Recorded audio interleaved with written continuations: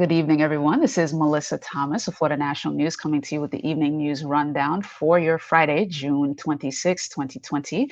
Welcome to the weekend. And oh my goodness, almost hello, July. Cannot believe it. All right, guys.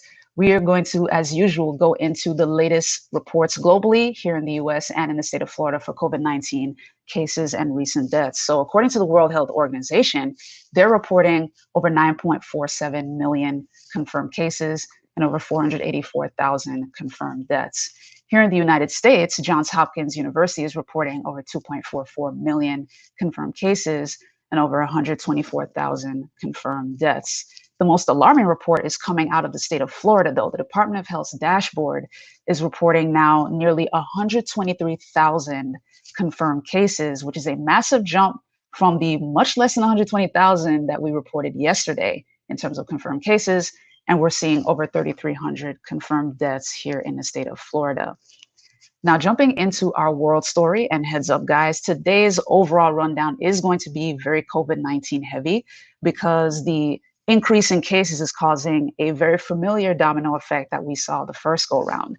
So it's a bit of a heads up with that. Jumping to our world story, Canada is reporting an increase in cases there, much like you guys heard me report yesterday about our three most populous states seeing the most spikes. Canada's two most populous provinces, Ontario and Quebec, they're reporting a recent jump in their cases.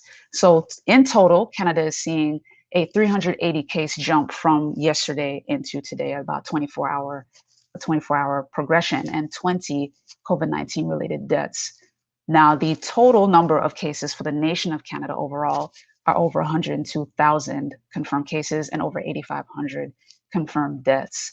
In Ontario specifically, their most recent numbers are 189 in terms of the jump from Wednesday into Thursday, or from Thursday into Friday, with 10 fatalities. Their total is 34,000 cases, and it includes 2,600 deaths in total.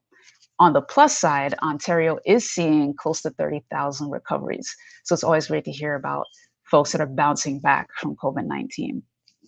Over in Quebec, they reported 142 new cases as of Thursday, which is more than double what they saw on Wednesday. It was only 53 on Wednesday. So this is a bit of an alarming jump, but it brings their total to more than 55,000 confirmed cases there.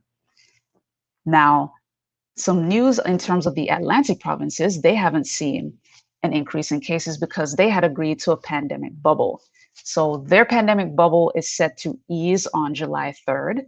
And just to give you an idea of which provinces are the Atlantic provinces, there are four of them.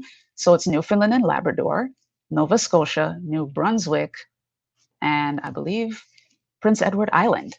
Those are the four. So they had agreed to no inter-provincial travel, and folks who did come in had to self-isolate. Now, as for Nova Scotia, they were gonna announce their reopening measures today. They have seen no new cases for 16 days straight and has no new active cases right now. So Nova Scotia is clean where COVID-19 is concerned. New Brunswick has seen 149 of the 165 cases recover. So that's great news there. And so far, two recent fatalities. Newfoundland and Labrador, they don't have any active cases so far. And so far, only 3 out of 261 cases have died. In Nunavut, that's the only region so far that has no confirmed cases of COVID-19 so far. So a bit of interesting news there coming out of Canada. Now, jumping over here to the United States, a federal court has ruled in favor of Michigan Governor Gretchen Whitmer to keep gyms closed. The ruling came late Wednesday night when the panel decided to stay a lower court ruling that would have lifted those restrictions for the gyms that were locked down in the southern part of the state. There was a coalition of gym owners that were pushing for those gyms to reopen because, of course, COVID-19 has had a huge hit on economies in states, in the nation, globally as well. So they were itching to reopen. However, Governor Whitmer was stating in her original case that reopening the gyms would be dangerous. And the lower court had leveled the injunction there, saying that simply saying that reopening the gyms was dangerous was not a sufficient conclusion. However, the federal appeals court said she didn't have to elaborate any further. So for right now, that ruling stays. The gyms are going to stay closed. Originally, they were set to reopen at 12:01 a.m. on Thursday. So her office is seeing this as a bit of victory. Of course, safety first. You guys hear us every single day. Continue to honor those guidelines. Protect your hands, whether glove them, wash them, sanitize them, all of the above. Wear your mask and social distance. We will continue to say that until this thing goes away because the cases continue. So coming down to the state of Florida, on a little bit on the business end, Apple is closing many of its Florida stores due to a spike in COVID-19 cases here. So 14 of 18 stores in Florida are being closed with no announcement as to when they'll reopen as of right now. 3 of those stores are actually located in Orlando at one of each of the major Orlando malls. So the mall at Millenia, the Florida Mall, and the Altamont Mall. So if you're an Apple user, this is going to be a bit rough for you. You might have to travel a little bit further to get any repairs or purchase any new devices if you want to get them in store. You may have to order them online for now because Apple said in a statement that the health and safety of their customers and employees is a top priority. That's understandable. But this brings us to our audience question for the night. What are your thoughts on a possibility of a second lockdown now? Originally, we heard several leaders saying that that's not going to happen. President Trump had mentioned he's not shutting down the country again. And even here in the state of Florida, Governor Ron DeSantis mentioned that he wasn't going to lock down the state of Florida again either. But what are your thoughts on that? Do you think that that's still going to remain the case, or will there be pressure just from the sheer increase in numbers for a lockdown, another lockdown to have to happen? Leave us your thoughts in the comments below. But in the meantime, we're going to take a quick commercial break and come right back.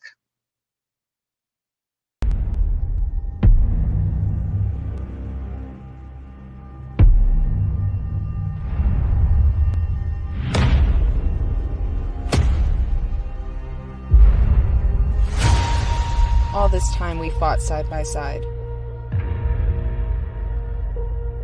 We trained together.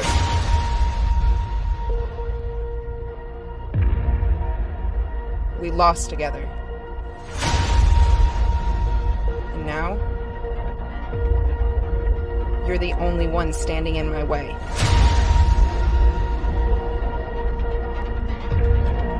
It's been a while, old friend.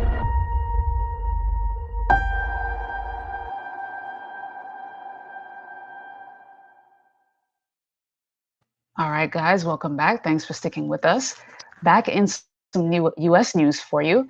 The House passes its police reform bill while the Senate version of the bill has stalled.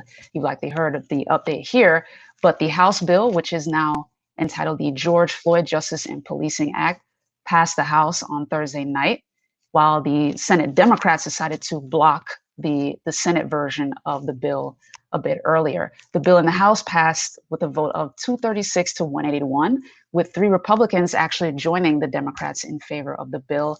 From House Republicans, Brian Fitzpatrick, Will Hurd, and Fred Upton.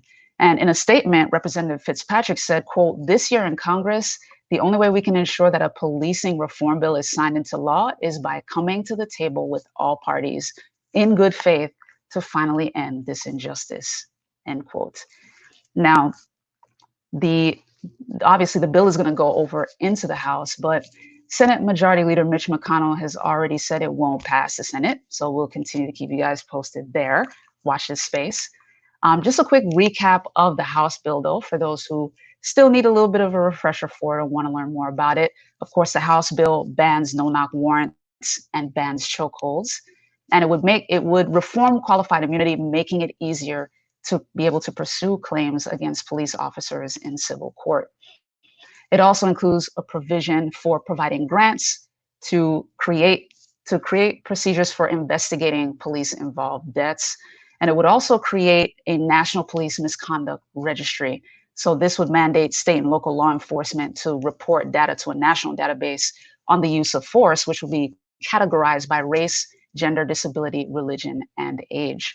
It also aims to reform cultural biases by mandating racial bias training at all police stations. And very importantly, it would also change the standard of evaluating the use of force from reasonable to whether or not it's necessary. So that's a bit of an interesting and unique update there. Of course, it would require all federal law enforcement officers to wear body cameras. It limits the transfer of military-grade equipment to state and local law enforcement. And one thing that both bills have in common is that lynching is ruled as a federal hate crime.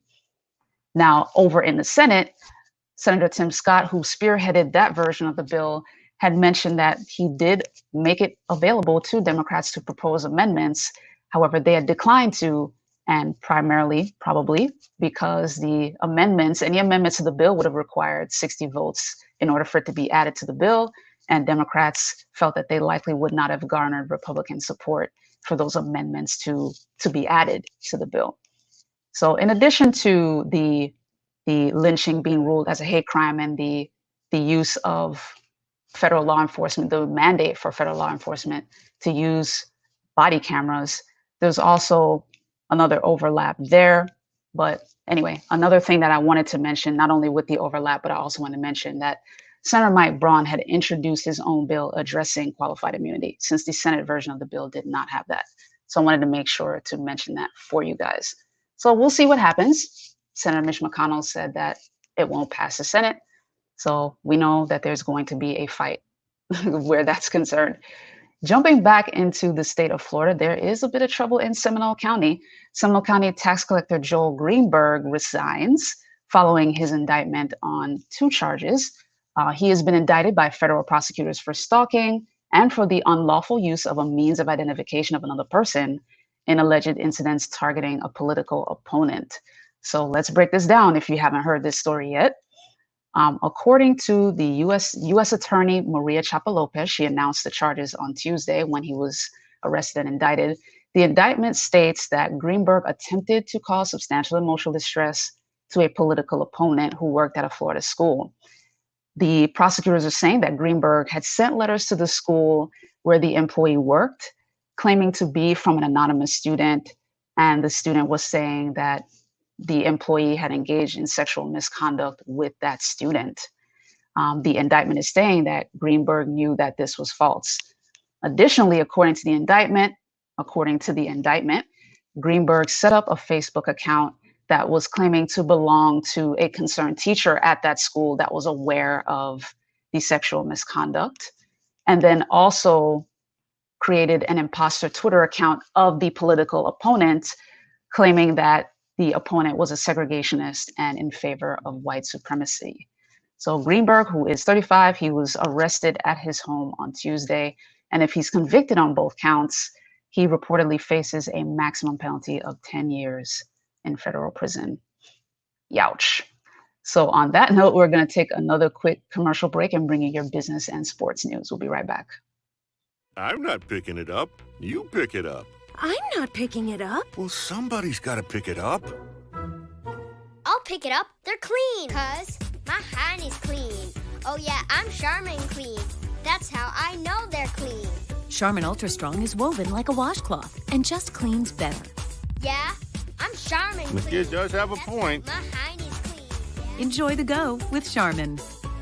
And for an extra clean finish, try Charmin Flushable Wipes. Guys, welcome back. Thanks for tuning in and sticking with us. In our business story, Macy's has decided to slash 3,900 jobs in an effort to continue its restructure after the financial fallout of the COVID-19 pandemic. So it's cutting 3,900 corporate jobs, which is 3% of its total workforce and nearly a fourth of its corporate workforce. So right now, the department store chain is saying it expects to save about $365 million through those layoffs in the 2020 fiscal year. And, you know, it says it will save roughly $630 million on an annualized basis. So a bit of a double-edged sword there for those who are losing their jobs. But for Macy's, that is the money that they're trying to recoup as a result of the financial losses. The chief executive, Jeff Gannett, said in a statement, quote, "While the reopening of our stores is going well, we do anticipate a gradual recovery of business, and we are taking action to align our cost base with our anticipated lower sales." So again, the reopening versus the lesser sales, given that fewer people will be shopping there. They had originally closed their stores on March 18th when the pandemic first came to the United States in earnest, and some began reopening on May 4th as local restrictions aimed at preventing the spread were starting to be eased.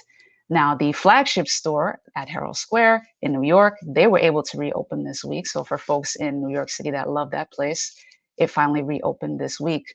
Now, earlier in the month, Macy's had announced that it had raised $4.5 billion in new financing to help it weather the crisis. So again, the slashing of the jobs is more for restructuring to help ease the sort of financial burden as a result of the COVID-19 pandemic. Jumping into your sports news, going back to Michigan, Governor Whitmer has allowed pro sports to come back, but they will come back without fans.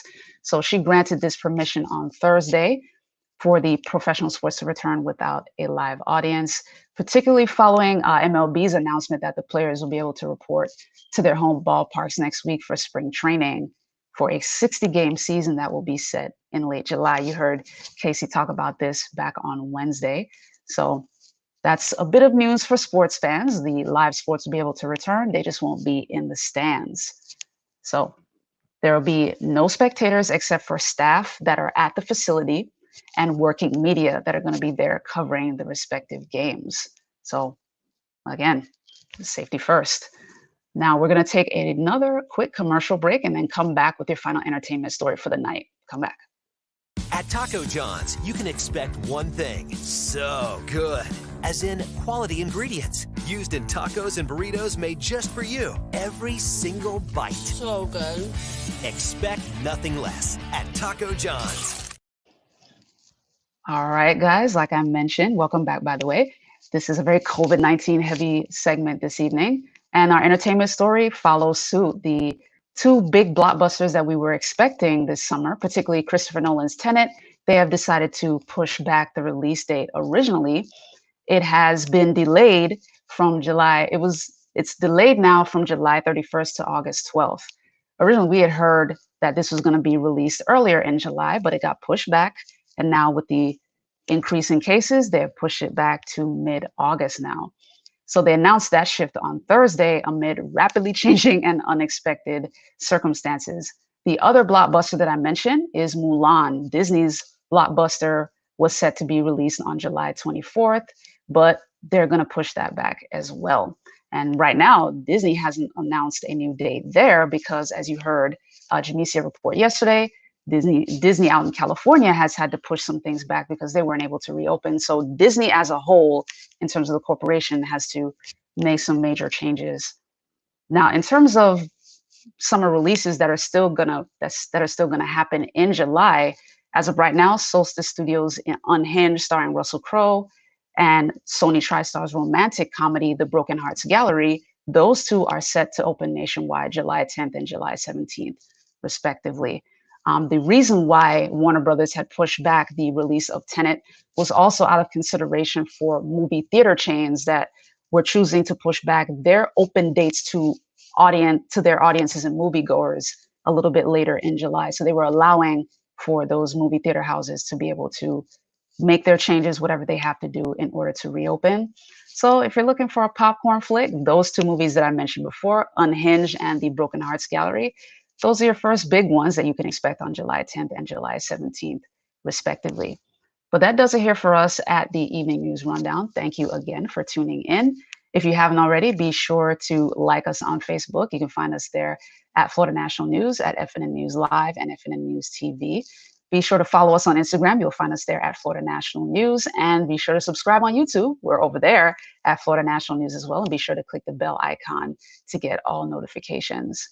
And remember, if you're a small business or small to medium-sized business with 25 employees or less, we're still offering free commercial spots for you guys. If you have videos that are 15 seconds to 30 seconds, we have those slots still open. So be sure to email jennifer.rosario@floridanationalnews.com to make sure to let her know that you are interested. All right, guys, thank you so much for tuning in. And be sure to stay tuned here at Florida National News because at 8 p.m., our lovely Casey Hudson will be back with the FNN Sports Take. In the meantime, have a great rest of your Friday evening. Take care.